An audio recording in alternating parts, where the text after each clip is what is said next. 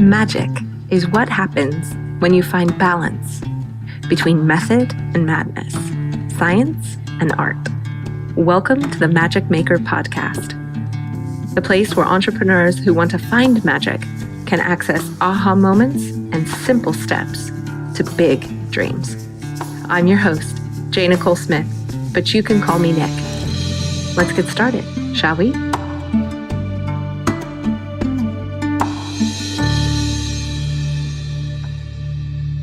Hey, beautiful. Welcome back to your Magic Maker corner of the internet.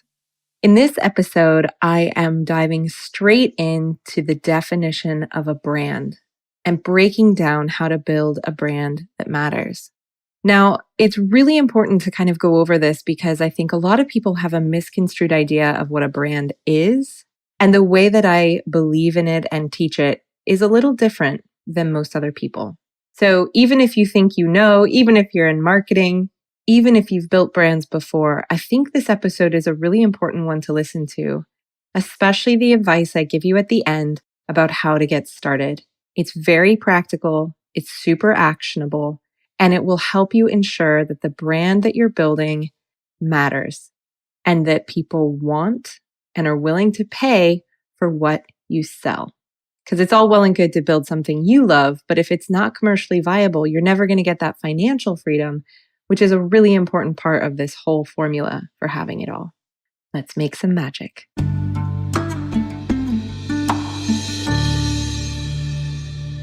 One of the most important things to understand about a brand, which I think is a little bit difficult when you're new to the idea, is the magic stuff that makes a brand a brand.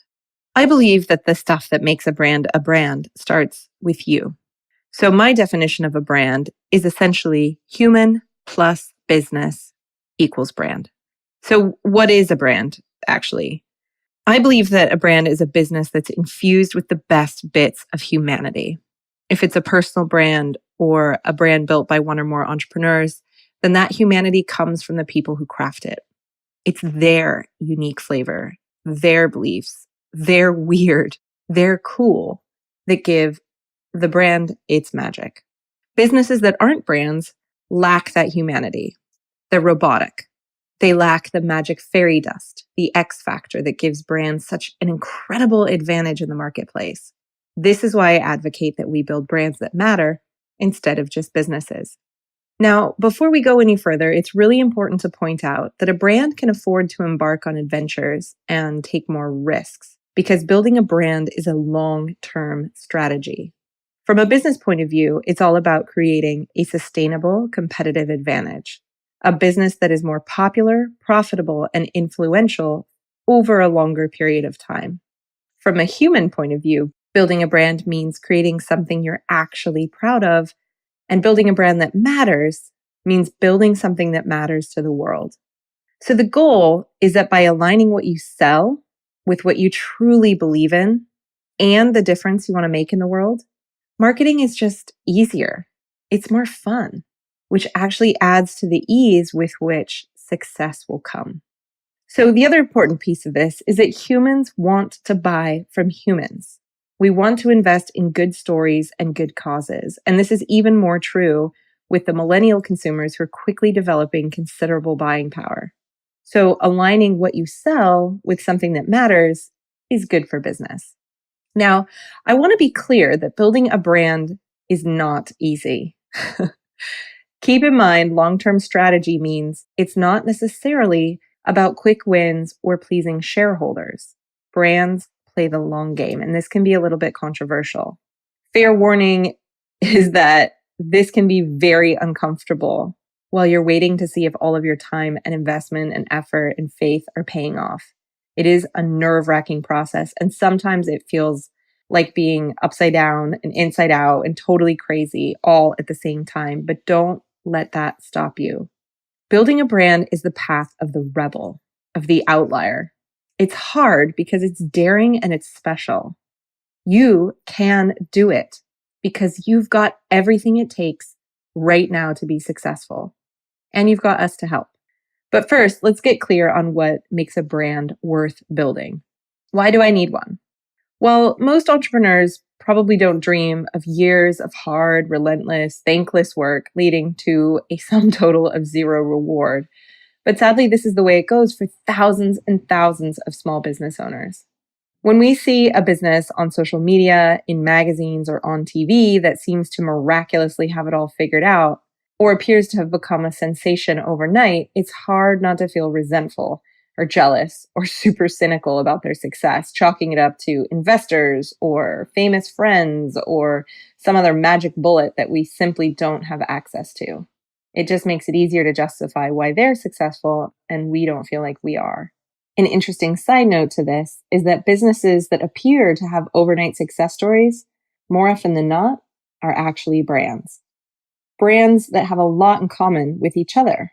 Of course, almost always, if you look deeper, you will find years of unseen, unrewarded hard work and toil that went in and on before their big break.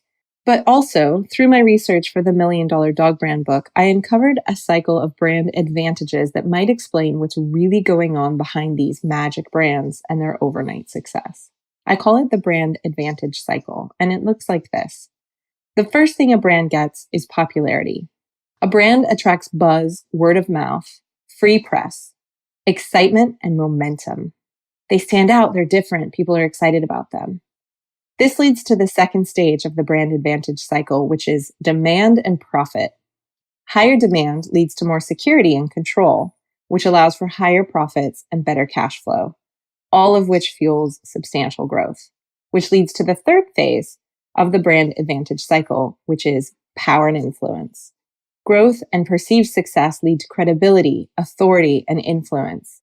And this is partly where the brand becomes a brand that matters, because it can create the social change and industry disruption that it might have set out to create in the first place. But this doesn't happen until they've already gotten the popularity and the profit in the first two stages. And then it begins again. More influence leads to more popularity and more profit, and over and over and over. So the long and short of it is, if you fancy the overnight success story, you might just need a brand. As I described in my book, the benefits aren't all business either.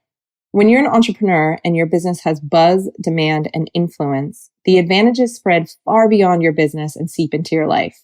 Opportunities pop up that you may never have dreamed of, like exotic trips or 5-figure checks for speaking gigs, franchising, licensing, the ability to push forward causes you care about, and freedom of choice. Growth does not have to equal overwhelm. When you're not desperate to pay the bills, you can make decisions for the right reasons. You can craft your life in the way you desire. You can create an empire and become an authority, or you can simply create a job you love that affords you the lifestyle you want. This is that freedom and fulfillment I'm always talking about. So how do we get started? If you want to take advantage of the brand advantage cycle, you need to build a brand. Keep in mind, this is a long-term strategy that can lead to the holy grail of business assets, a sustainable competitive advantage, meaning you're very hard to compete with for a long time, as well as making your business really sellable one day. But all that goodness will not come overnight. So have patience as you begin your brand building journey. And remember, it's a marathon. It is not a sprint. But to get you started, the first 3 steps to building a brand that matters are these. Number 1, most importantly, you need to figure out your why, your purpose. You need to find your unique magic and the change you want to create in the world. Essentially, you have to figure out what is worth fighting for you. And this typically involves choosing one side of an argument or drawing a line in the sand and picking a side. There is some controversy in it because we want our brands to be slightly polarizing. You can't make change if you don't have an opinion. The second step is to pick a place where you can start building a community of people who agree with you, who want to stand on your side of the line in the sand, people who believe what you believe. Instagram and Facebook groups are both great for relationship building like this. You want to pick somewhere where you can actually engage with that community. And step 3 is to listen to those people. Listen to your audience, to the people in the community who are sharing their opinions, getting involved, telling you their stories. You want to engage with them and listen to them, and they will tell you what they want to buy from you. And that's when your business can really take off. That's it. It's that simple. These 3 steps. Find your purpose, start building a community of people who believe what you believe, engage with that community and listen to them, and they'll tell you what they want to buy from you. Don't get caught up in what you're going to call it or what the domain name is going to be or how you're going to monetize it. Those are not the first steps. Remember, I said it would be uncomfortable. This is going to require starting before you have it all figured out. It's going to require that you're a bit vulnerable and that you pick a side and stand up for it. But we do have some resources to get you started over in our private Facebook group at facebook.com/groups/magicmakershq. You don't have to brave this journey by yourself. My team and I and our wonderful community of magic makers are here to help. We can be your soundboard. That's it for our 4th episode of the Magic Maker podcast. Welcome to the headquarters of entrepreneurs who want to do good, be real, find happy, and build brands that matter. We're thrilled you're here.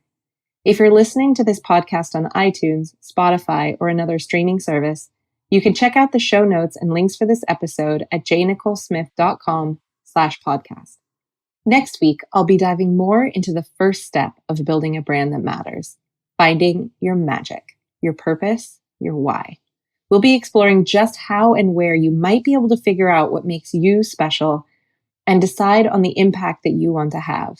This is one of the most difficult and popular topics when it comes to building a brand, so you'll definitely want to make sure you tune in. If you want to make sure you don't miss the next episode, or any for that matter, be sure to subscribe. And of course, we'd be so grateful if you'd be willing to invest a few moments of your precious time by giving a review to this podcast on iTunes so we can reach more magic makers and help them to change their lives and the world. We'll see you next time.